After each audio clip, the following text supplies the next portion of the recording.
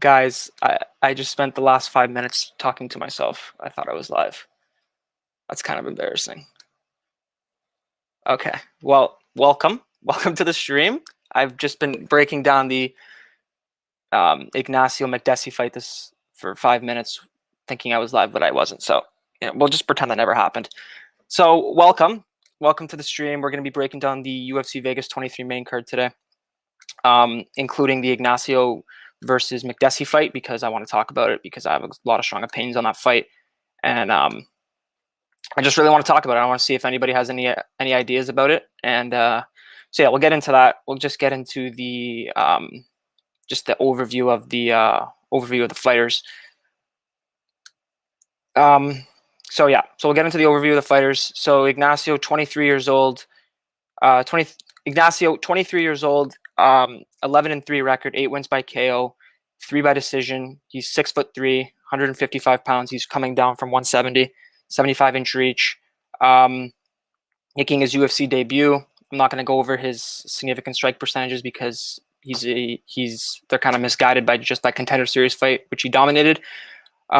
His last 10 fights, he's 8-2, and I think this kid is really good, man. I'm actually pretty high on this guy. I don't think he's just some Contender Series guy. I don't think he's gonna get vet lessoned by Makdessi. I think this kid has a lot of potential, and I'll break him down for you guys. So first off, he's got a strong jab. It's very crisp, very quick. He's got good kicks, solid leg kicks, really hard leg kicks, good front kick to the body, also goes up top. As we saw, that's how he got his knockout. And he's got a chin. He can get hit. He ate some big shots by Gomez. Gomez isn't by any means a good fighter. I don't think he's a good fighter at all. But Gomez does have some power behind in his hands, and Ignacio ate all of them, so he's definitely got a chin. He can definitely get hit, and his old fights too. He took some pretty big shots. He's never been KO'd. His only losses are by submission, and we don't really need to worry about that because this fight's going to play out on the feet. Makdessi said in an interview that this fight's going to play out on the feet, so the submission I'm not really worried about. And he's got one loss by decision, a very competitive, close fight. But yeah, he's only 23 years old, so he's improving day in and day out. He's had 2 fights. He had 2 fights within 2 months of each other in the past 6 months, so he's active and he's good. He's got good combinations. As I said, good jab, good strong right hand, good volume. Doesn't headhunt. Definitely a 3-level fighter. His leg kicks are very powerful. He goes up top. He goes to the body. And he's got a 35 and no, sorry, he's got a 35-0-1 kickboxing record. 35-0-1 kickboxing record, amateur kickboxing record. So he's definitely got some experience. And he made his first professional fight when he was 20, when he was just 20, when he was just 18 years old. So he's definitely been in there. He's training hard. He's got good high kicks. Looks like he has pretty good cardio. Looks like he can go a good strong 15 minutes. And his stance switching is so fluid. He switches southpaw, orthodox. He's always giving you a new look every 2 to 3 seconds. He's switching stances, taking a new look, giving you something new to think about. And he's just a good fighter. He's got good cardio, good high kicks, and he's just very composed. Like on the Contender Series, he just looked like such a vet in there. He didn't look like he was a kid making his fighting the biggest fight of his life to get into the UFC. He looked very calm, very composed, and he's good, man. He's good. The only problem with him is that he is hittable. His striking defense, he doesn't have tall man defense by any means. But he does kind of get hit a bunch, and I think Makdessi could have some success with his jab, with his straight. But Makdessi he's just 7 inches shorter. He's 7-inch reach disadvantage, and he's 12 years older. Like, those are big attributes. Like, you don't see that very often. And this isn't just a normal, like, I'm really high on this kid. I think he can, with more practice, just continuing to train, he's obviously developing every single time, every single day. He's so young. He's just a good fighter. He throws good combinations. And yeah, that's the only thing that I would be a little bit wary about is how he does get hit quite a bit. But Makdessi's not going to knock him out. Makdessi's not really a knockout guy. Like, he got a knockout his last knockout win was in 2015 against Shane Campbell. But Shane looked kind of chinny, and then against Rene Fort, he's definitely a chinny guy. So Makdessi doesn't really pack that power, and he doesn't really throw too much. Like, the stats will tell you different. He throws, here I can actually say, he throws 5.36 significant strikes per minute with a 51% accuracy. But it's just going to be so much harder for him to do that in this fight because he's at such big like natural disadvantages. Like he's just way smaller in there. Like he has a featherweight frame. He's a small lightweight, and this is against a big lightweight, a guy that looked big at welterweight. Like this is a much bigger guy that's not by any means a bad fighter. He's a good fighter. But we'll talk about Makdessi. Makdessi's got good movement. He's constantly moving, good low kicks, good side kicks to the body. He's also a kickboxer as well. He's 22-0 as a kickboxer, and he started training Taekwondo when he was 6. Got a gold medal later on. So he's definitely a good striker. That's where he likes to fight the fight. He's never attempted a takedown, so this fight will definitely play out on the feet. But against Trinaldo, like that was not a good look for Makdessi. Like just circling around the outside, landing short little leg kicks, body kicks occasionally, but he wasn't the guy putting on the pressure, and I think he will be the guy on the back foot in this fight as well. He has had 16 UFC fights, which is more fights than, or 16 or 17 UFC fights, which is more fights than Ignacio's even had. So experience could definitely play a big factor, but Ignacio just doesn't come off to me as someone who's going to get scared of the moment. He's ready. He's a gamer. He's a good fighter. I know I've said that a lot, but he is a good fighter, and you guys are going to see. You guys are going to see. This guy is a good fighter. But Makdessi, he puts together some decent combinations. But the big question, is he going to be able to find the range? Like 7 inches of height, 7 inches of reach. If Ignacio just uses his reach, uses the distance, keeps distance, I think he's going to overwhelm him. Not to mention that Ignacio throws good volume as well. So Makdessi is not going to get a finish in this fight. He's not going to get a submission. He's not going to knock this kid out. This kid's got a chin. So the only way Makdessi wins this fight is by decision. And I just think Ignacio is just going to throw more volume. He's going to be more accurate. He's gonna look better in the eyes of the judges. I think he's gonna be the one putting on the pressure. He's gonna be one landing the more impactful strikes. I think he'll find his strikes a little bit better. Makdessi might land a couple side kicks, leg kicks here and there, but Ignacio's leg kicks are harder by far. And Makdessi hasn't even scored a finish since 2015 either, as I said. He's got a decent jab when he lets it go, but he doesn't really. He's tough. We know what we're gonna get from him, but it's kind of like he fights the fight that's presented to him. And I just don't know if he's going to be able to get into rhythm, find his range against a guy like Ignacio. Yeah, so he'll definitely be the one circling around the outside of the octagon. And even against Trinaldo, like he struggled to get his range going, his strikes going against Ignacio. So it's just tough. Like this loss right here, this was a decent fighter, very competitive fight. And then he lost 2 submissions down here. But, he's super young down here. Like, he's like 19, 20 years old. And, the competition is definitely the biggest thing in this fight. That's probably why some people are on Makdessi. But, I just don't see it. I don't. I just don't see Makdessi being able to find his range at all. He's never really came up against a guy with Ignacio's stature before. I mean, this fight, I know when I looked at this fight and I looked at Pinedo, he's on paper, a young guy, pretty decent record. And I think that was like 19-5, his only loss in here with all these wins. But he didn't like throw anything. Like, I don't think Ignacio is going to take that approach. It was a very boring fight. Everyone was booing them. It was a really painful fight to watch, honestly. But that's not Ignacio's style. He's going to go out there, and I think he's going to put it on Makdessi. In terms of if he's going to finish Makdessi, I don't know. Makdessi's a tough guy. Definitely a tough guy. He can take some shots. I mean, he has 2 KO losses. This against Venata, like that's knocking out pretty much anybody. And against Cerrone, he didn't really finish him. He broke his jaw. But, Makdessi's got the level of competition. Makdessi, but, Makdessi's also coming off those surgeries as well.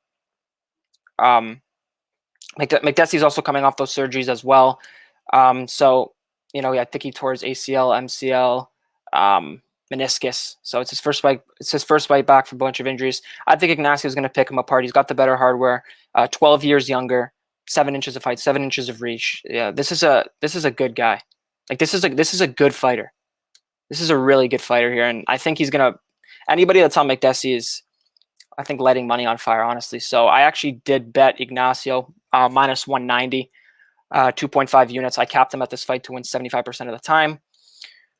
So this was a pretty standard 2.5 unit play here. I think the line's definitely going to get a little bit wider, although I definitely have seen people on Makdessi. I just don't see it. I don't see it. I think Ignacio is going to bring the heat today. I'm really excited for this fight. I'm really excited for this kid. I think he's got some potential. And looking in the chat, we got Trent saying that he's got 3.9 units on Ignacio. Love it. I would go more. But I don't really feel comfortable capping him more than 75 just because of the experience from McDessie. But just styles make fights. At the end of the day, styles make fights. And I just think this fight lines up perfectly in Ignacio's favor. So that's my breakdown of that fight. Really excited for it. I do think Ignacio is going to get it done. I'm going to pick him to win by decision. Again, McDessie's a tough guy, but wouldn't be surprised if he gets a finish as well. So let's move on to the main card now. I think the first fight of the main card is Daniel Rodriguez versus Mike Perry. And I'm not going to spend too much time on this fight because I honestly think the line is very accurate. Very accurate. So we got Daniel Rodriguez. So Daniel Rodriguez is 34 years old, 6'1", 170, 74-inch reach. He's got a professional record of 13-2, 7 KOs, 4 submissions, 2 decisions, and he's never been finished. Lands 7.68 significant strikes per minute with a 46% accuracy, absorbs 6.12, the 57% defense, and he lands about 1.34 takedowns at a 62% clip with a 90% takedown defense. So pretty good numbers there. He's 3-1 in the UFC, should be 4-0, but he's 3-1 in the UFC, last 10, 9-1. And he's taking on a guy in Mike Perry, and Mike Perry, Mike Perry's something. I think Mike Perry's a decent fighter though, but he's something. But Mike Perry's 5'10", 29 years old, so he's five years younger, but he is going to be 3 inches shorter at a 3-inch reach disadvantage. Mike Perry's got 14-7 record, 11 KOs, 3 decisions, and again, 5 decision losses. Only been KO'd once and submitted once in terms of finishes. He definitely throws less volume. But the way I see this, I'll break down each fighter. So Daniel Rodriguez, he's got big power out of that left hand, his southpaw. He's a super tough guy. He can take a shot, in that Dwight Grant fight. Can't believe he stayed in that fight and then came back to win it. So he's definitely super tough, definitely durable guy. But he does get hit a lot, 6.12 significant strikes per minute he's absorbing. So he definitely does get hit a bunch, but he throws good volume to make up for it, 7.68. But if he can't find his range, his volume kind of slows down a little bit, but I think he should be able to find his range against Mike Perry. Rodriguez has been very active. He's had 4 fights in 2020. And he's a brawler. This is why this fight's going to be great, because it's going to be a brawl. Both guys are brawlers. They're going to want to get up close, and they're both super tough. It's really going to come down to who's tougher at the end of the day, in terms of if there's a knockout. But Rodriguez puts good pressure. He cuts angles well. He can mix in the wrestling approach as well. He definitely has the wrestling in his back pocket. He's got good hook shots, both hands. He also throws them good counters, good step-ins as well. He's got decent low kicks. In terms of cardio, his pace does slow as the fight progresses, but he's been in wars. He's been in high volume fights. A lot of good fights. If we look at his 4 UFC fights, this Tim Means fight, great fight there. This Gabe Green fight was a really great fight here. This Dalby fight, it didn't look as much like Rodriguez. I know a lot of people expected him to go out there and finish Dalby, but Rodriguez definitely did enough to win that fight. I don't know how Dalby won that fight, and the fact that one judge scored that 30-27 is shocking, absolutely shocking. But Rodriguez is a good fighter. I think he's tough. He's durable, wants a brawl, wants to get in there, and that's exactly what Perry does too. I do think Rodriguez is a bit more technical than Perry, and I think a big key to victory here for Rodriguez is that jab. Perry gets hit a lot with that jab. Means worked him with that jab, and Rodriguez throws out a pretty decent jab as well. And his left hand, really solid left hand. I think Perry's loss against Jeff Neal. Jeff Neal's obviously a southpaw, so he does maybe he does struggle with southpaws. He doesn't look as comfortable in there. But Mike Perry's been in there with some good guys, like Vicente Luque arguably won that fight. We know Luque's a top contender now. Jeff Neal, tough guy. Donald Cerrone, tough guy. So Paul Felder, he's been in there with a lot of decent fighters too. So this should be a really good fight. One of the criticisms I have towards Rodriguez is he headhunts. He doesn't really work the body as much as he should. He would definitely have a lot more success if he worked the body, but he doesn't, which is not what you want to see. I know I like a guy that goes to the body. Going to the body is one of the most efficient strikes, especially against a guy like Perry, who's super, super durable, super tough to get out of there. You want to try to take the wind out of him if you can. So overall, I can break down Mike Perry as well. Mike Perry is 5 years younger. He definitely has some power. He definitely has some power as well. But Mike Perry also kind of headhunts as well. Like, they're both very similar fighters. I just think Rodriguez is a level above. He's a bigger guy. I just think he's more technically sound. They've both been active. So the line is, I believe it was -185 for Rodriguez, like +150 on Perry. I mean, the way I capped the fight going into it was I capped the fight. Where did I cap it? I capped the fight at Rodriguez wins about 65% of the time, which is a -186. So pretty much on par with the line there. Nothing really much to say about this fight. I think it's a 50-50 on if this fight goes to decision. I think if one, because it's tough, because it's going to be a brawl. It's going to be a brawl, so there's definitely going to be lots of opportunities for someone to get finished, but they're both just so tough. Like, they're both so tough. I don't see any of these guys getting KO'd. I never would see them. I never think that one of them is gonna get knocked out, but just their style, they have a very similar style, and it's gonna be a war. But I'm not gonna go too much on about this fight because I think the line's accurate. I think a lot of things could happen. I do think both fighters have holes in their game, but I'm gonna go with Daniel Rodriguez to get the decision win against Mike Perry in this one. So let's move on down the card to Nina Ansaroff and Mackenzie Dern. So I actually taped this fight yesterday, I believe. So we'll break down the numbers to start it off. So Nina Ansaroff, 35 years old, 5'5", 115 pounds, 64-inch reach, compared to Mackenzie Dern, who's 5'4" with a 63-inch reach. So they size up pretty well, but Mackenzie Dern is 7 years younger. Nina Ansaroff. Nina Ansaroff has 4 wins by knockout, 2 submission wins, and 4 decision wins. She's never been finished. She has been submitted once, but all five of her other losses are by decision. And she's a good striker. She lands 4.81 significant strikes per minute, 47% clip. She absorbs 3.55 with a 54% striking defense. She's 4-3 in the UFC. She's 4-3 in the UFC, but she's fought some tough girls in the UFC. Nina Ansaroff is a pretty decent striker. She fought Tatiana Suarez. I'm super excited for when Tatiana comes back. So I don't really take too much in that fight. And if you watch that third round, Nina was pouring it on that third round. If that was a 5-round fight, she could have lost that fight. Nina was pouring it on. She found her range really well, and she's got some good wins. Claudia Gadelha, pretty solid win there. Randa Marcos, good win there. Angela Hill, that was an all-out war. Really, really high volume, high intensity fight. You're going to get that with every Angela Hill fight.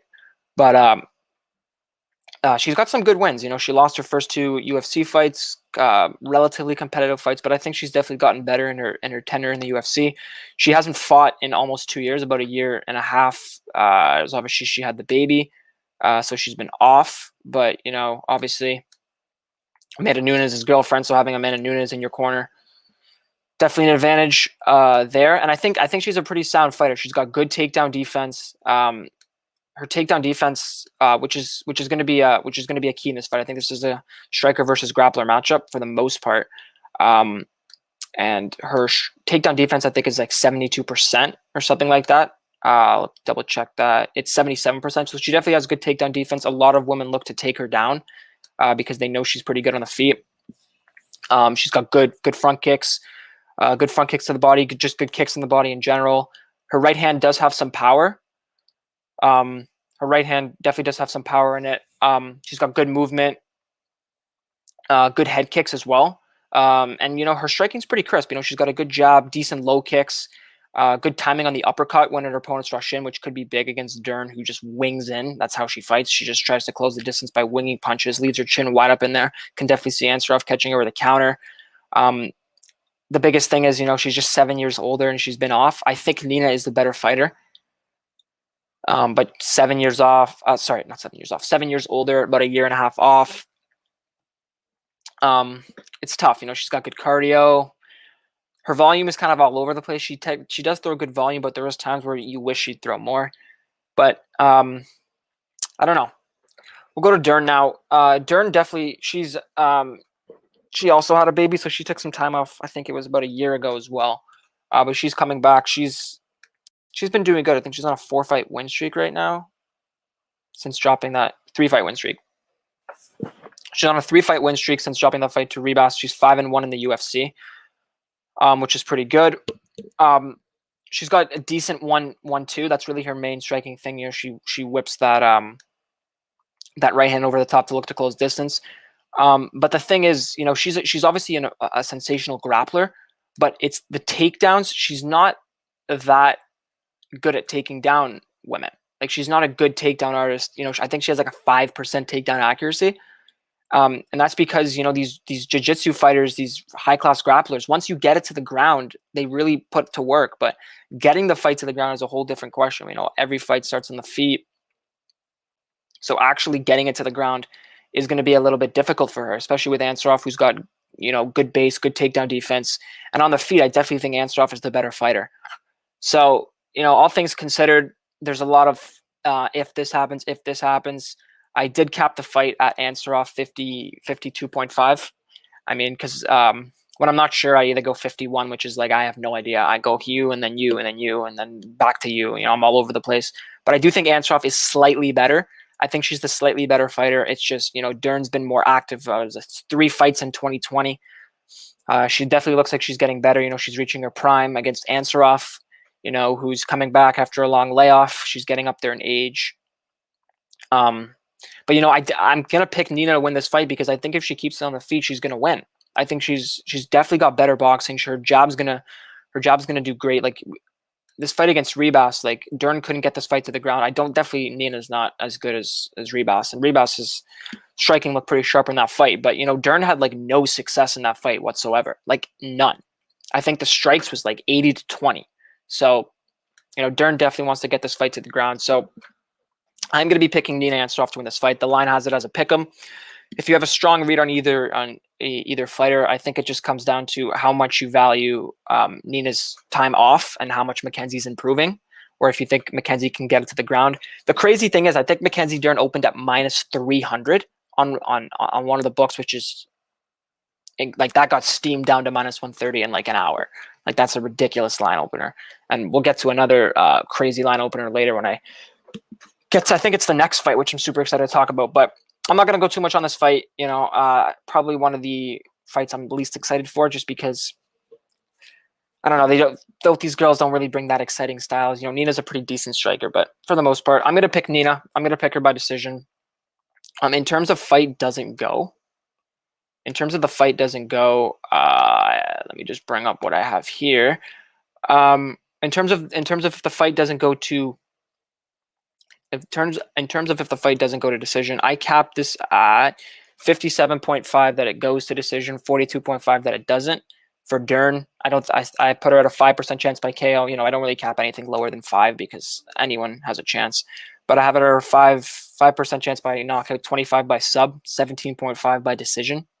And Nina, 7.5 by KO, 5% chance by sub, and 40 by decision. So I'm definitely either leaning a Nina decision. I think that's her path to victory. I don't think she's going to finish Dern. Dern's definitely tough. Definitely don't think she's going to submit Dern. So I think Dern has 2 different paths that she could win this fight, but I do think Nina's going to get a decision win here. So that's my lean on the fight for this one. We'll go to the next one. Okay, so one more before we get to the Daukaus one. So Julian Marquez and Sam Alvey. Now, this is an interesting one. I'm really excited for this one. I think this is going to be the fight of the night.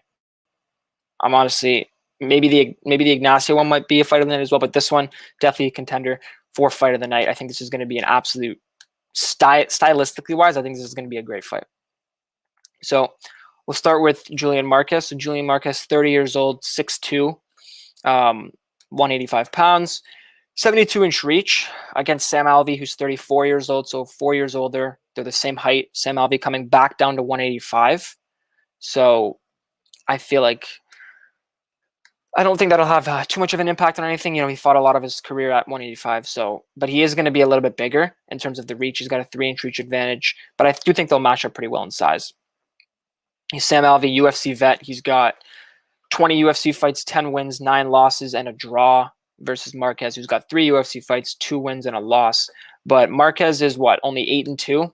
So Alvey has doubled his experience just UFC wise, and Alvey's record in general is 33, 14, and 1. So 5 times the amount of fights that Marquez has, which could definitely play a factor in this one. But Julian Marquez, he's an interesting fighter. Obviously, he had this big 2-year layoff, almost 3-year layoff, with all the injuries that he had. But he's a decent fighter. He's a decent fighter. He's finished all of his wins, and he's never been finished. So he's definitely a finisher. He likes to push the pace. He likes to get in your face. He's got decent striking. He puts some decent pressure. I definitely think he'll be the aggressor in this fight. I think this fight's going to be a lot like the Daun Jung fight that Alvey just had, except Marquez is actually going to throw, and Marquez likes to land that right hand. And I just think his pace and pressure is just going to make such an interesting fight because Alvey loves to counter. Alvey doesn't really go forward anymore. Kind of just stays back, looks to counter. But Marquez is just a soldier. He just goes in there. He just keeps walking forward. He'll eat anything that you take at him, and he'll throw good straights, good hits, good straights, good hooks, good uppercut. He does have kicks, as we saw that Phil Haas KO, absolutely brutal, but he doesn't throw them as much as I'd like. He can fight in either stance.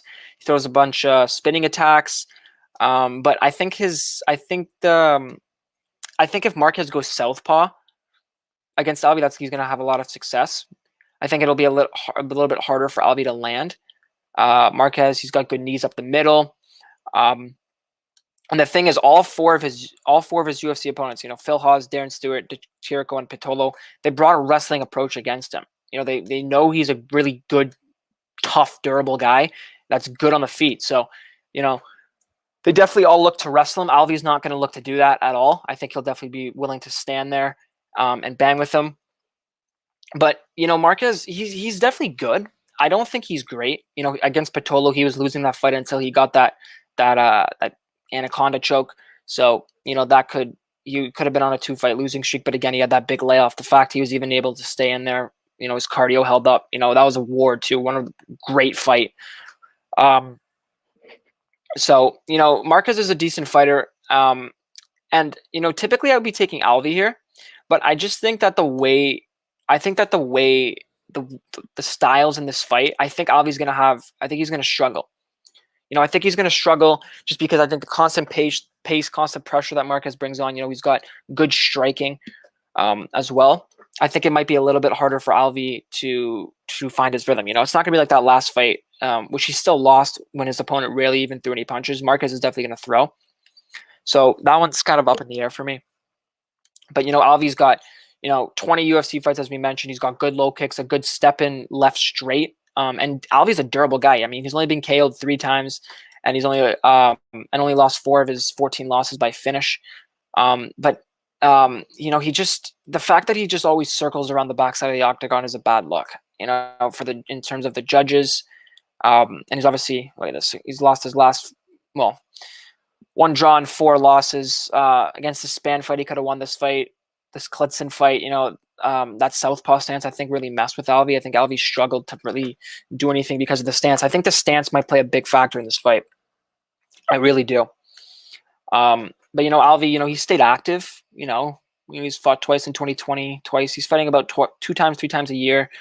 But, his biggest weakness is that right hand. That's in all of these fights that I saw, like against Span, against Jung, against Crute, even against Nogueira, he kept getting hit with that right hand, and that's what Marquez throws a lot when he's unorthodox. So I think that could be a problem as well.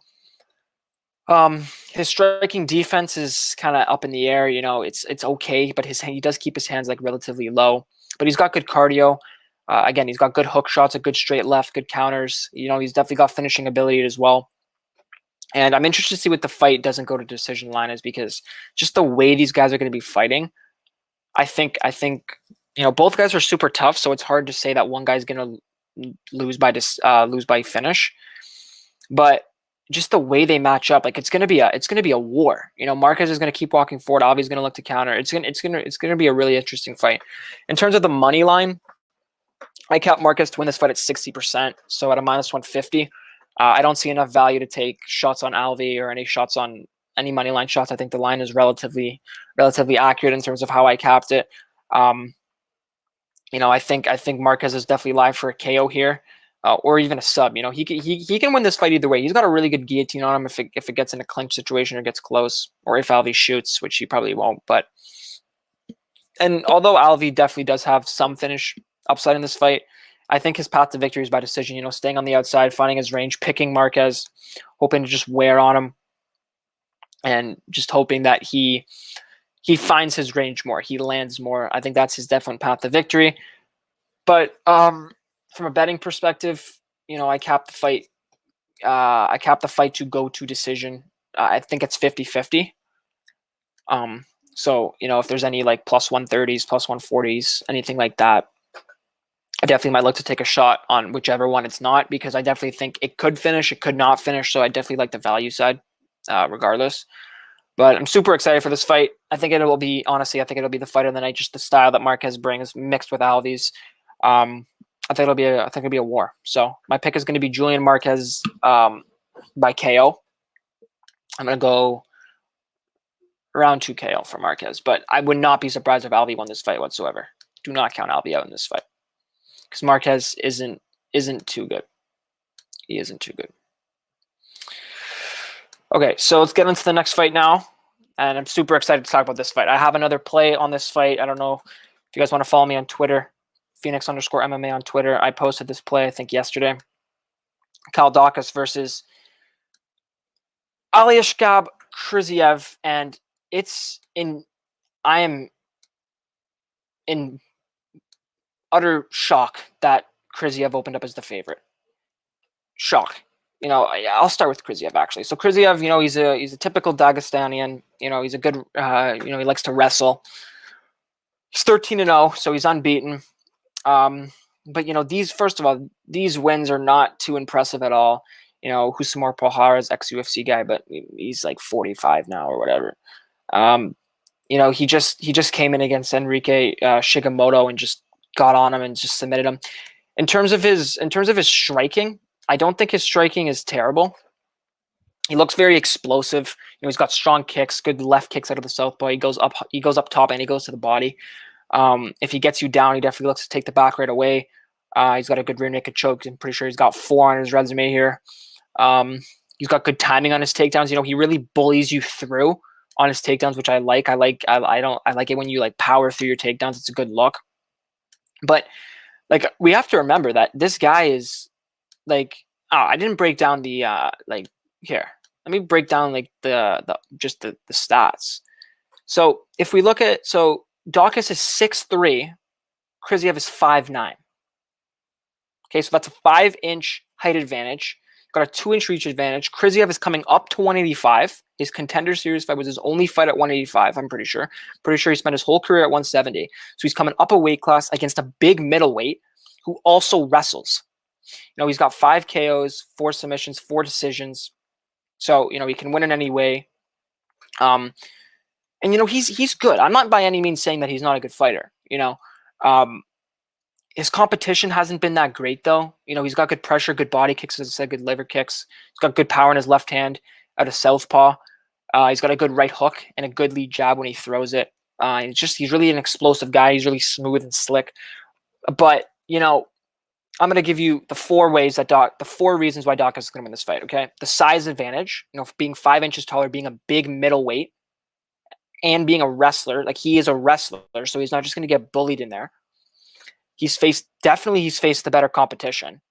He's definitely faced the better competition. Like, these guys are not that good of wins. Not to mention, look at this activity. You know, he came in about a year and a half from this day, came in and got a 50-second submission win. So, and this was only 58 seconds. So he hasn't had a real fight since 2017. And, you know, all these fights are in the first round. So he hasn't, and his decisions, you know, they're 2-round decisions. You know, you're coming up against a guy like Kyle Daukaus, Kyle Daukaus is a good fighter, man. Kyle Daukaus is a good fighter. He has 2 UFC fights. Dustin Stoltzfus. I'm not saying that that's like some ridiculous win, but Dustin Stoltzfus is proven. He's not terrible. He looked decent on the Contender Series, and he just destroyed him. He was much bigger, and that proved to be vital. He used his strength to his advantage. He's just a big guy. This fight against Brendan Allen, I think this honestly, if you guys haven't watched this fight, go watch that third round. And if any of you guys score that fight, score the third round for Brendan Allen, let me know. Ridiculous scorecard, but whatever. He put up a good fight against Brendan Allen. He was a big underdog coming into that fight, his UFC debut, and he put up a fight. They were exchanging back and forth on grappling exchanges, but he had his moments in that fight. He controlled Allen the entire third round. I think honestly that fight would have been very competitive. I think Daukaus could have won that fight if he didn't get hit with that big knee at the beginning of the fight. If he didn't get hit with that big knee, that kind of changed the whole trajectory. But Daukaus is a good fighter. He's been more active. He's faced the better competition. He has the size advantage, and he's the way crisper boxer. His striking is good. Daukaus is a good fighter. And the fact that Daukaus opened up as a plus 200 underdog is just flat out disrespectful, in my opinion. I don't understand why he's opening as a plus 200 underdog. He's been shot down to minus 105. I got in at plus 115. I got in at plus 115 for 1.5 units. I capped him to win at 60%, so I definitely see an edge there. But it's crazy to me. It's crazy to me how this Contender Series guy, and it's crazy because I'm saying Contender Series guy, but I'm backing Contender Series guys in Ignacio. But he hasn't proved anything. Like I'll live with the result regardless, because I'd rather have the guy in my corner that I've seen is the better striker. He's a big guy. He's a big. Kriziev is not just going to go in there and take Daukaus down and ragdoll him and then just ground and pound him. Kriziev's got great ground and pound, but he's not just going to go ragdoll him, take him to the ground, and just have his way with him for however long and expect to get him out in there. Not to mention Kriziev slows down in the third round. Daukaus does not. Daukaus is still there. Daukaus is fighting the whole fight. Daukaus puts on pressure. His striking is really good. I like to see Daukaus not engage in the grappling and just strike with this kid, because Daukaus has a good jab. He has a really good jab. He's got good left kicks. He's got great head movement. Against Stoltzfus, like he had really good head movement. He punched, got out of the pocket, punched, got out of the pocket. He's got good fundamentals. Like even in the clinch, like he knows what to do. He knows what opponents are trying to do. He counters it. I'm talking about Daukaus' size. I don't know if you guys know this, but Daukaus used to be a heaveweight. He fought at light heavyweight. He fought at heavyweight way back in his career. Like this is a big man. Like I wouldn't be surprised if he was a 205 pounder. Like he is going to be much bigger in this fight against a guy who's coming up to middleweight, who hasn't had a lot of cage time. He's only fought one real fight in the past 3 years, and Daukaus at plus money is an absurd line to me. I think he's still at plus money, but I definitely think he'll close as the favorite. If the line somehow gets wider because they want to back this guy, people think this guy's good, I'm definitely adding more. But Daukaus he's the better fighter. He's better fundamentals, better boxing, better striking, mixes it up to the body, to the legs. He's got good elbows inside the clinch, and he proved his grappling is elite. He was in a 15-minute war with Brendan Allen in grappling, and he held up. He didn't get dominated whatsoever. He dominated the third round, and he was live to potentially win that fight. If they fought again and the line was similar, I'm taking Daukaus all day long. He's super tough. He's got a lot of heart. He ate some big shots against Allen. He never wilted. He kept coming. He's got good timing on his own level changes. He could even take this fight to the ground. If he puts the pressure on Kriziev, and Kriziev is just winging his big left hand, his big kick, throwing everything he can, even if Kriziev gets him down and starts ground and pounding him, and I think Daukaus can easily take those shots, get back up to his feet. Kriziev is going to be exhausted, and then Daukaus is just going to go in and finish him, kind of like Barrio, but in a different way. But you know what I mean. But he's got solid jab, good 1-2s, good elbows, good back control if he gets on top. Good, doesn't load up. I love that. He doesn't load up. That's another thing Ignacio does well. Just pops it out there. Just pops it out there, gets it out of the way. Pops it out there, gets it out of the way. He doesn't telegraph his shots like Kriziev does. And I really like Kyle Daukaus in this spot. I like Kyle Daukaus as a fighter. I like Kyle Daukaus against this guy for those big main reasons. Size advantage, better competition, more active, and better striker. Kriziev's path to victory here, I guess, would be to take him down and just control him. But if Kriziev goes in there, takes down a guy in Kyle Daukaus who's 5 inches taller, who used to fight at heavyweight, who's a massive guy for the division, who's got good wrestling techniques, who's got good submissions off his back, who's just got a good overall ground game and controls him and can keep up the cardio for 15 minutes or even get him out of there, which is another guy that's super tough. Super, super tough. Has Daukaus been finished? No, he's got 1 loss. He hasn't been finished, so super tough. Even if he gets on top of him and starts controlling him, Daukaus is tough. He's going to grit it out. I like Kyle Daukaus in this fight. He's 28 years old. He's getting into his prime, and I think this is a great spot for Kyle Daukaus. I think this is honestly one of the most value spots. Yeah, it might look stupid in this if Kriziev goes out there and gets him out of there, but I stand by my pick. I like my spot. I got Kyle Daukaus to win this fight. I'm going to pick him by decision. I'm sorry. I'm going to pick him by 3rd round finish. I think he gets him out of there. So moving on to the co-main event, I also have action on this card as well, on this fight as well. But Sadiq Yusuff versus Arnold Allen is going to be a fantastic fight. I think this is a sneaky good card. I've taped all of these fights. I've taped the Saldana fight, I've taped the Shore fight, and I've taped the Holtzman fight. I'm just on these bottom ones. But these fights, these are going to be good fights too. I think this is a really sneaky card. A lot of potential action. And I'm still going. I like some spots for doesn't go to decision. And yeah, for the Daukaus versus other guy fight, I think if you want to play inside the distance, I don't think that's a bad look either. I think Kriziev's going to have to get him out there to win this fight. I don't think he wins a decision. I mean, he could if he wins the first 2, but I don't see him winning all 3. But anyways, moving on to Sadiq Yusuff versus Allen. So we'll start off just breaking down the fighters. So both of them 27 years old. They match up really well in size. Sadiq Yusuff 5'9", 71 inch reach. Allen 5'8", 70 inch reach. So they're pretty similar in that. Sadiq Yusuff is 11-1, 6 wins by KO, 5 by decision, and he's been finished once by KO. He throws a great volume, 6.1 significant strikes at a 49% significant strike accuracy. I do think a lot of that, I'm not going to say padded, but a lot of that is because of the Davis fight. I think I have Arnold here. Here.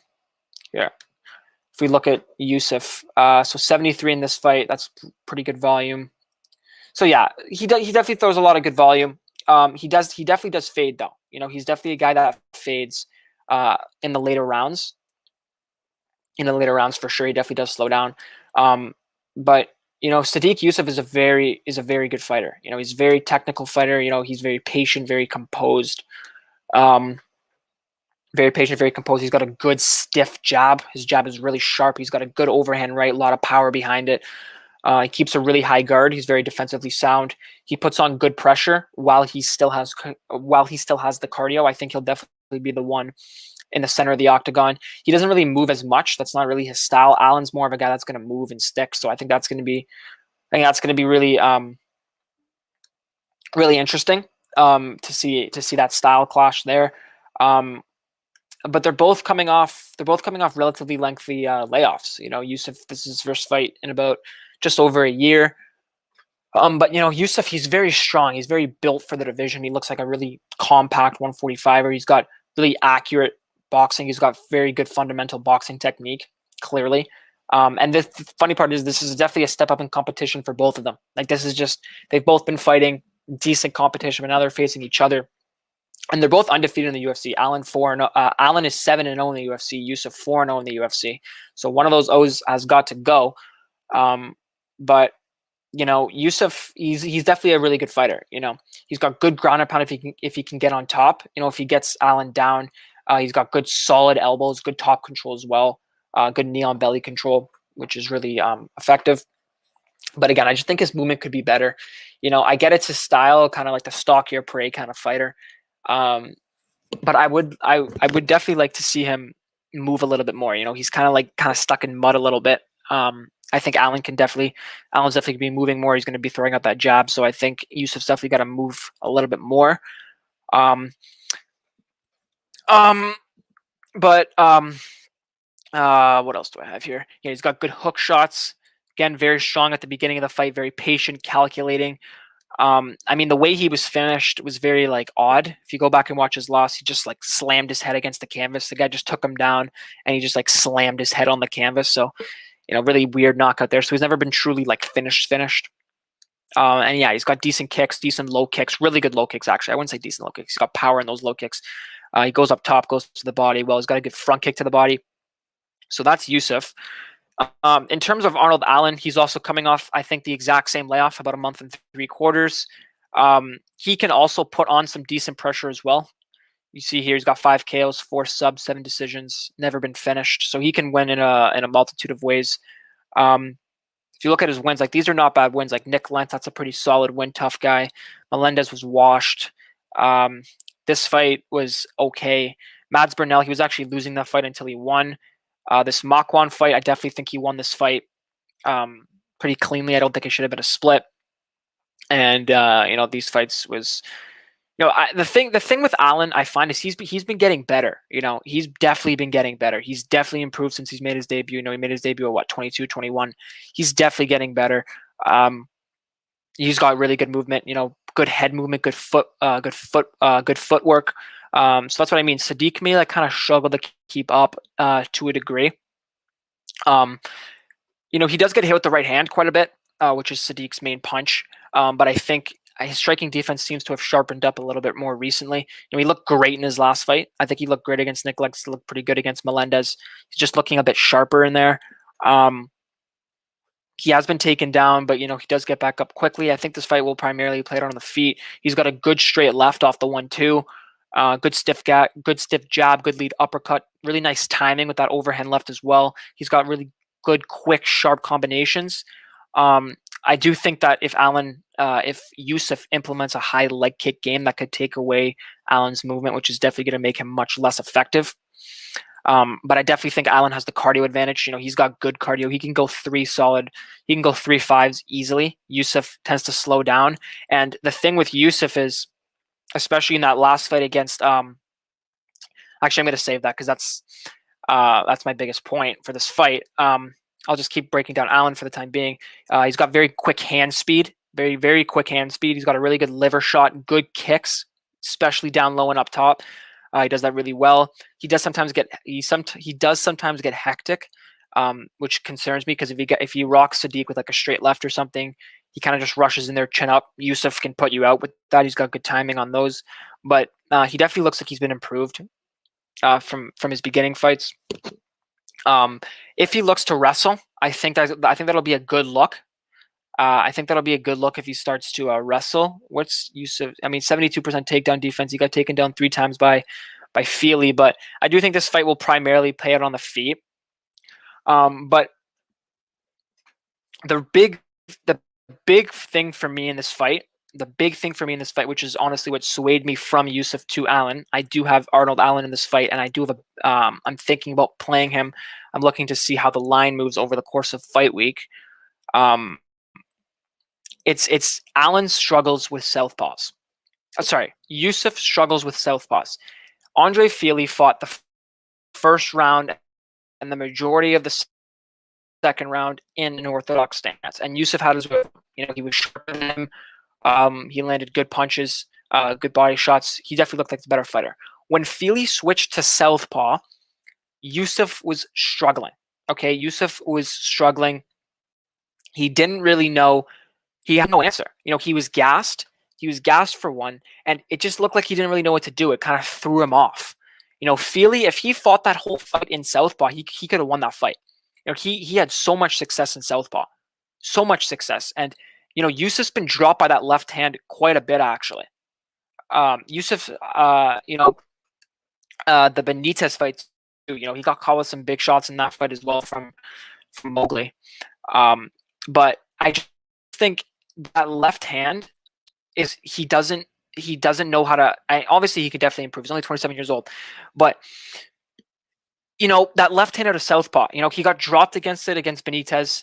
That's what I was trying to talk to. I was just making sure I was on the right thing. He got dropped against Benitez. Feely hit him with some big shots as well. So I think that's a big tell. I don't think Yusuf is as effective against a southpaw, and I definitely think Allen has better cardio. The only thing I would be concerned about is the fact that Yusuf would win the first 2 rounds and win a 29-28 against Allen, but because Yusuf, I don't think he's going to win the third round. Yusuf definitely slows down. Obviously, he can work on his cardio, but what I've seen on the tape, which is what we have to go off of, we can't go off of assumptions. But we can, but not that good of an approach. Is Allen definitely has the better cardio, and Allen is a southpaw fighter, and Allen has a sharp left hand, guys. Allen has a sharp left hand. It's quick. He's fast with it. It packs some power, and he mixes it up as well. He gives you different looks. He can throw it as a jab. He can throw it as a straight. He can switch stances. He definitely does prefer to fight out of southpaw, though. But I think the southpaw stance is honestly giving it to me. I think these guys match up really well. That's why it's such an intriguing fight to me. Yusuf's patient walk down approach versus Allen's movement approach, pick you apart kind of game.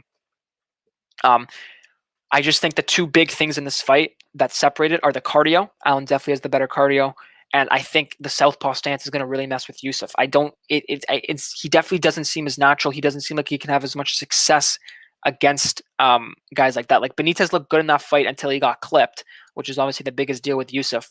And this is definitely a close fight. This is definitely a close fight. I can see this going either way, but I do slightly lean Allen in this fight because of those reasons. It's just going to see who's made more improvements. They match up so well. They're so similar. They're both coming off the same amount of the same layoff. It's really who's been developing more, who wants it more. And it's gonna be a great fight. Like, this is gonna be a fantastic fight.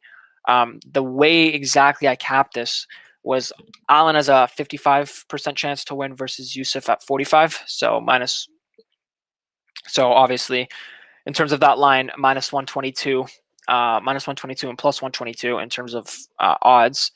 But in terms of finishing abilities, I have Allen as a 15% chance by KO. Allen's definitely got some power. I think that left hand can cause him some problems, or you might be able to get him out of there late. 7.5% chance by sub. I think it's there. It could happen, but I definitely lean 32.5% chance by decision is what I capped it at versus Sadiq, who I have 5% chance by sub. Don't think it's going to happen, but 25 by KO, 20 by decision. So I do think there's decent out. I definitely think that this fight could definitely finish. I have fight goes to decision with that in mind at 52.5 versus 47.5 for it doesn't go. I can see there's a lot of fights on this card that I'm like, it could go, it could not go, and you might be seeing a lot of shots on those lines based on which one has the value for me, because I see them as very close. But in this fight, again, I'll just wrap up this fight. I think very even. Very even fighting. You got the static guy, the stock you guy versus the movement guy. Both young, both improving, both prospects in the division, both one loss, both unbeaten in the UFC. I just think if the movement, of Allen, I think that might cause. I think the movement of Allen may cause Sadiq some problems, and I think the southpaw stance is definitely going to cause him big problems in this fight. I really do. I really do think that the southpaw stance is going to cause him big problems in this fight. He did not look as comfortable. Go back and watch these fights against Fili and Benitez. He didn't look as confident. By no means am I saying that Yusuf can't win this fight, because he definitely can. He's definitely a prospect, but I think Yusuf has more holes in his game than Allen, and I think Allen has been improving a little bit better than Yusuf. But super close fight. Super excited for the fight, but I'm going to lean Allen. I'm going to look to bet him sometime during the week. Seeing what the line is. Seeing if I can get a good line for what books that I do have. And yeah, that's my take on the fight. You guys got any? I know I see 7 people in here. You guys got any takes on this fight? I'm sure this is probably a fight that a lot of people are looking into. Otherwise, but yeah, Liam's in here. What's going on, Liam? What else we got here? Oh, this is Trent earlier from Ignacio. I love Ignacio in this fight. I really like Ignacio in this fight, and I think this kid is special, and I really hope he proves me right, because I'm really high on him. He definitely obviously has some things to work on, but just his frame, his length, I think his composure for a 23-year-old is what really gets me. His composure. Just the fact that he can stay so calm in there at such a young age, and he's got all this experience outside. He had his first pro fight at 18, and then he has all this kickboxing record. Got his 35-0 kickboxing record as well. I think he's a natural fighter, and I think he's good. Super excited. But yeah, on to the main event: Marvin Vettori versus Kevin Holland. So we got we'll go in the numbers for now. So we got Marvin Vettori. So where is this? Okay, so we got Marvin Vettori. He is 16 wins, 4 losses. 16 wins and 4 losses overall. He's 27 years old, 6 feet tall with a 74-inch reach. Kevin Holland, who's obviously stepping in, week's notice, 28 years old, 6'3", 81-inch reach. So he's got a 7-inch reach, 3-inch height advantage. But that's pretty much every Kevin Holland fight for the most part. Vettori's only got 2 KO wins, which is surprising. His striking's definitely improved. 9 subs, 5 decisions, and he's never been finished. Super tough guy. He throws great volume, 4.78 significant strikes per minute, 45% clip. He absorbs about 3.19, but 66% striking defense. Takedown wise, 1.33 per 15, 45% accuracy, and a 78% takedown defense. But Marvin's definitely a good grappler. He's definitely the complete package. Marvin is definitely the real deal. Marvin's he's a top guy. Marvin's a really solid fighter. I do think some people are a little bit too high on him, honestly. Just in terms of how it was like an absolute max betting against Till. Like I started watching Till, I definitely would never max bet that fight. Like Till's not some slouch, and Vettori, he's good, but I definitely do think there's some parts that he needs to work on, like his diversity of strikes. He doesn't really throw. He throws some leg kicks. He does throw some decent leg kicks, but he doesn't throw as many kicks as I want him to, and it's mainly just that 1-2 down the pipe. He's obviously really really good with it, but he's got good wrestling too. Like the wrestling, that's really the key here to this fight is the wrestling, and I am picking Marvin to win. In terms of betting wise, Marvin may be used as a parlay piece, because the way I do parlays is if I don't, so basically I have a certain ROI that I need to reach in order to see value on the fight. I kind of touched upon this in my first video earlier in the week, but if they're not quite there, but so I'll only ever parlay guys where I'm 70% higher on them for a cap, and they're not quite at the value spot where I straight bet them, but they're slightly below, then I'll consider parlaying. That's how I do it. That's how I found the most. That's how I see the most success. I might change that, but that's how I do it. I don't really like to parlay that much though. But in this spot, I don't really want to straight bet Vettori. He's definitely, what is he, like minus like 270 now, 275? Because I don't think Holland's a bad fighter. Like I think there's a lot of recency bias going into Kevin Holland. Because he's not bad. I'm not by saying any means like, oh, Kevin Holland's like the best. As he got exposed against Derek Brunson. Like he got brutally exposed. He showed that he doesn't have good takedown defense at all. And the thing with Kevin Holland is it's not like he just accepts bottom position. He accepts bottom position after like 15 seconds of scrambling. He definitely does look to scramble at the start. We saw that against Brendan Allen. Like we forget this fight happened. Like that was constantly scrambling. So he definitely has it in his arsenal. And against Darren Stewart, he didn't really accept bottom position. He tried, but once he can't get it, he kind of just like lays there, which is not a good look at all. I don't like the look, but that's how it is. But we'll break it down. So Marvin Vettori, as we said, gives up 3 inches in height, but 7 inches in reach. I don't think it'll be that big of a factor in this fight personally, just because he fought Israel Adesanya. And he had some decent success in that fight, but he's got a good straight left hand, good combos, likes that 1-2. He does a good job of closing the distance, good job of getting in there, getting out there. He's got very quick hand speed. Never been finished, super durable guy. He's definitely got power. He dropped Hermanson. I don't know how he only has 2 KOs. It's because he definitely looks to get those submissions on the ground, but he definitely does have power for sure. He's got good ground and pound on top, good control. He's a big guy. He's a thick guy for the division. So I definitely think like that's pretty much how I see it. I think Vettori's going to take him down. I think it's going to go really similar to the Brunson fight, honestly. But part of me thinks that Vettori is going to want to strike with him. This is just interesting because Vettori is one of those guys that doesn't take like. I can just imagine Kevin Holland talking crap to Vettori in the octagon. Like Vettori is just going to get mad. I wouldn't be surprised if he just struck with him just to shut him up. I wouldn't be surprised with me if he just wanted to KO him personally. Um, but Kevin Holland is taking this fight on short notice. But he fought what is it, like 3 weeks ago, so he's definitely in fight shape, fight condition for sure. But he's definitely going to be at the strength disadvantage. Vettori's a strong guy. As I said, thick. He's definitely going to have his way with him if he gets on top. And in the clinch, I think he'll be stronger as well.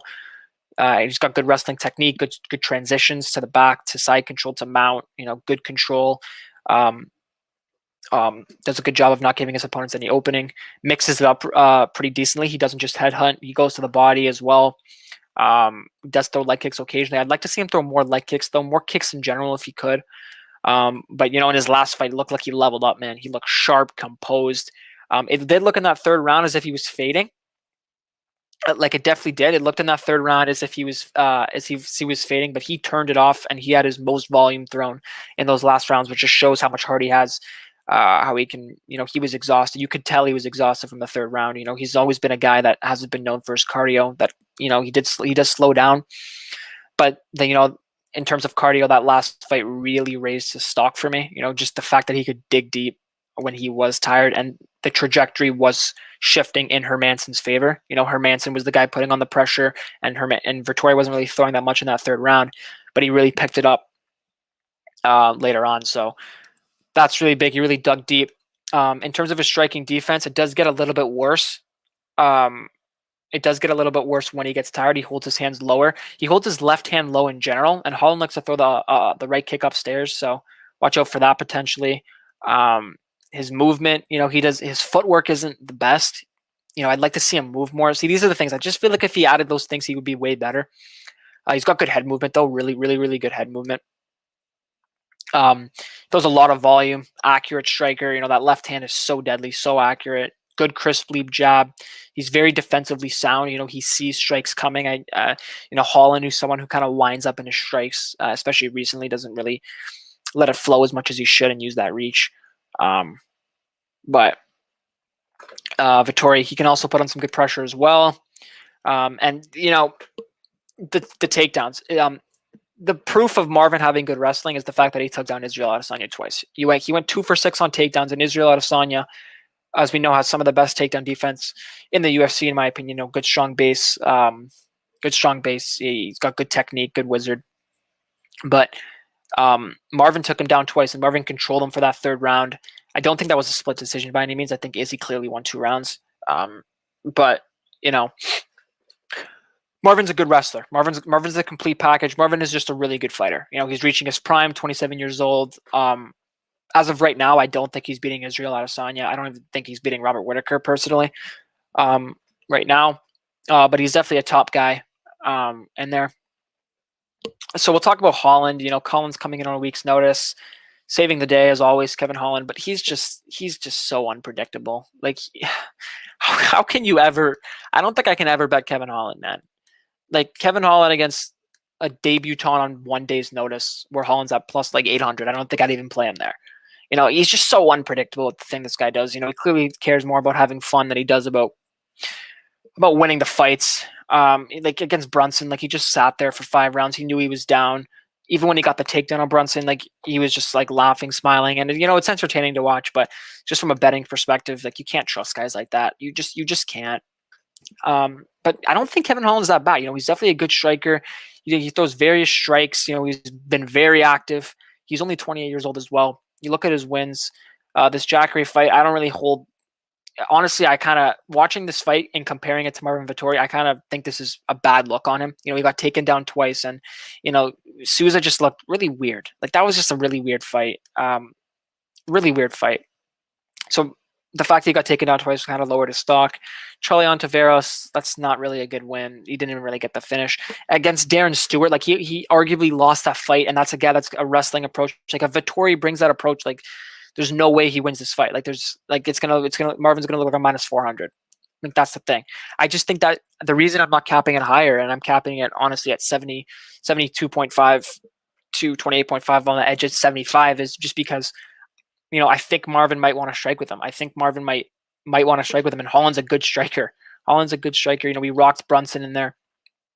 But I do think Vettori is still the better striker. I think Vettori is better everywhere this fight goes.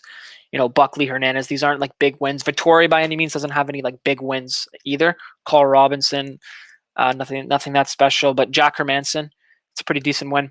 Hermanson's definitely been improving his striking, so it's not like Hermanson's like not a striker at all. Against Brendan Allen, again, another wrestler. Like wrestler. He could have lost this fight here. Wrestler, like the fights that he's possibly losing are wrestlers. Dakira Koki, that was a really close fight as well. Wrestler, not a wrestler, but he wrestled in the fight. Holland's just an untrustworthy guy. I'm never betting Holland ever unless he has some crazy line. But I don't really know about the value on this fight. Like if I take a look at it now, Marvin Vettori, see what he's coming in at right now. So he opened up minus 230. Oh yeah, and he's minus 265 now. Yeah, so it's just gonna keep getting wider. It's either play him now or pass. If you're gonna play him, I know some people are max betting him. It'll probably work out for you. Not something I'm comfortable with personally. I think Marvin's better in every asset of this fight, but Holland's just so unpredictable, so wild, such an interesting style, and just the fact that I think Marvin might actually not choose to wrestle him. I don't think people should be so locked that Marvin's gonna go do exactly what Derek Brunson did. I know Marvin wants to win this fight and he wants to be the UFC champion, but I think Holland's going to bring out angry Vettori. But I do think Vettori gets it done the majority of the time here. I just think the line's accurate. I don't see value on the line. I think Marvin should be where he is. Holland should be where he is, and I think the fight should play out exactly like that. So from my point of view, this is just not a fight that I want to touch personally. But yeah, that's really the main card. Just going over recap. So McDessie, Ignacio, I talk about that a lot. I'm super excited for Ignacio to put on a show. 12 years younger, 7 inches of height, 7 inches of reach, good fighter, composed fighter. I'm super excited for him. Locked him up, minus 190, 2.5 units there, expecting the line to get wider there. But, I don't think McDessie's washed, but coming off the surgery, his last fight was not a good look whatsoever. His last fight was not a good look whatsoever. And I just think minus 190 is just generous. I think in hindsight, the thing is, I just think Ignacio has the potential to look like a minus 500 favorite out there, minus 400 favorite. So I just think McDessie's going to struggle to find the range. McDessie's not live for a finish, in my opinion. He's not going to knock out this kid who's got a great chin. So he's going to have to win a decision. And I just think Ignacio throws good volume. He's composed. He's the one getting better. McDessie's not getting better. If anything, he's coming off the surgery, so he'll look even worse, more hesitant. So give me Ignacio, 2.5 units, minus 190. Like that a bunch. I think people are really gonna see how good this kid is. I think he's special. I think he's got a lot of experience. I like him. I like the guy a bunch. Mike Perry Rodriguez, I think the line's accurate. Nothing too much to say about that. Going to be a great fight. Both brawlers. Should be a good one. Ansarov and Dern, to me, it just comes down to what you value more. Striker versus grappler, pick 'em odds. I think that's honestly where the fight should stand. Dern's getting better, but I think Ansarov is the better fighter. But coming off the layoff, being 7 years older, up in the air for me. Just gonna sit back and watch that one. Alvi and Marquez, super hype for this fight. This is gonna be one of the best fights of the night. The thing is, I had a lot more to say about this fight than I actually in my head that I probably didn't get to, but just the style Marquez is going to constantly be coming forward. He's a soldier in there. Alvi, a counter striker. I think Marquez is live to land that right hand. I think if the Marquez line gets too wide, I definitely will take a shot on Alvi. Alvi's, look at this. He has double the UFC fights that Marquez has fights. Marquez could have easily lost that last fight against Maki Patolo. And, Marquez isn't he's not the greatest fighter in the world. In my opinion, but I'm just super excited for this fight. The fight doesn't go to decision. I think that's a decent look if the bookies line it, but probably not, because Marquez has all of his wins by finish, and he's the favorite. So we'll see what the line when the props come out. Kyle Daukaus and Kizriev. This is honestly, as much as I'm on Ignacio to win this fight, this one is the one that's the most shell shocking to me. The fact that Daukaus opened as a plus 200 underdog against a guy who is 5 inches shorter, who doesn't have as much experience. so not experienced, who hasn't faced as good as competition, who hasn't been as active, and whose Dawkins is a much better, crisper striker. I really like to spot. I'll live with this regardless of the outcome. I think Dawkins is a good fighter.